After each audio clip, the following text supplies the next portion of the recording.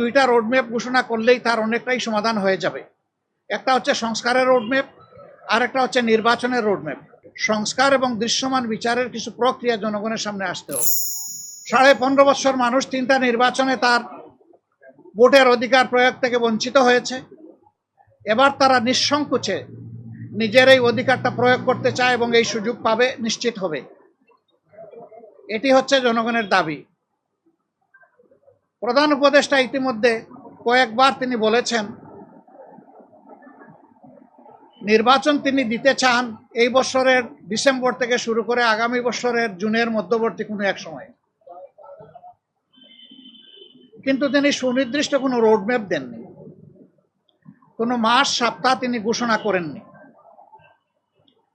এটাকে কেন্দ্র করে বিভিন্ন ধরনের দাবি এই নির্বাচনের রোডম্যাপের ব্যাপারে আছে। আমাদেরও কিছু রিকমেন্ডেশন ছিল, আমরা তার প্রতি সম্মান রেখেই বলেছিলাম যে দায়িত্ব আমরা সবাই মিলে তাকে দিয়েছি, তিনি চেয়ে নেননি এবং তিনি দলের পক্ষ থেকেও নির্বাচিত কোনো দায়িত্বশীল নেতা নন, বরঞ্চ তিনি জনগণের ঐক্যমতের ভিত্তিতে এই জায়গাটায় একটা গুরুবার তিনি গ্রহণ করেছেন।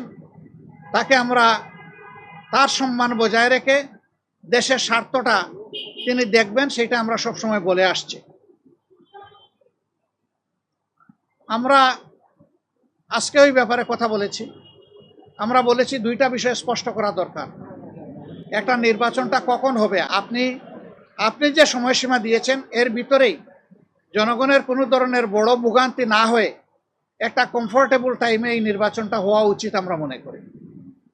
আর 2 নম্বর আমরা বলেছি এই নির্বাচনের আগে অবশ্যই সংস্কার এবং দৃশ্যমান বিচারের কিছু প্রক্রিয়া জনগণের সামনে আসতে হবে। সংস্কার শেষ না করে যদি কোনো নির্বাচন হয়, এই নির্বাচনে জনগণ তাদের প্রত্যাশা পূরণ করতে পারবে না। আবার সংস্কার করা সম্ভব না। মাত্র 5টা সুনির্দিষ্ট বিষয়ে তারা হাত দিয়েছেন, এতটুকুন নিষ্পত্তি হওয়া উচিত সন্তোষজনকভাবে। এর পাশাপাশি এখানে জুলাই প্রক্লেমেশনের ব্যাপার স্যাপার আছে, এগুলা সংস্কারের সাথে জড়িত।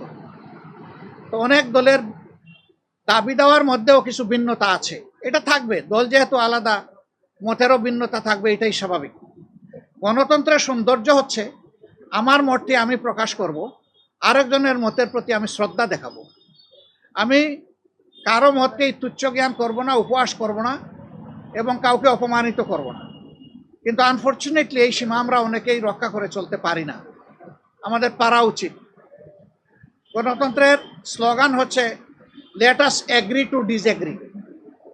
আসো আমরা এক হই যে আমাদের ভিন্ন মত প্রকাশ করার অবকাশ আছে, সুযোগ আছে। এই থিওরির উপর আমাদের সকলকে আসতে হবে। আমরা বিশ্বাস করি সমস্ত দলই দেশকে ভালোবাসে।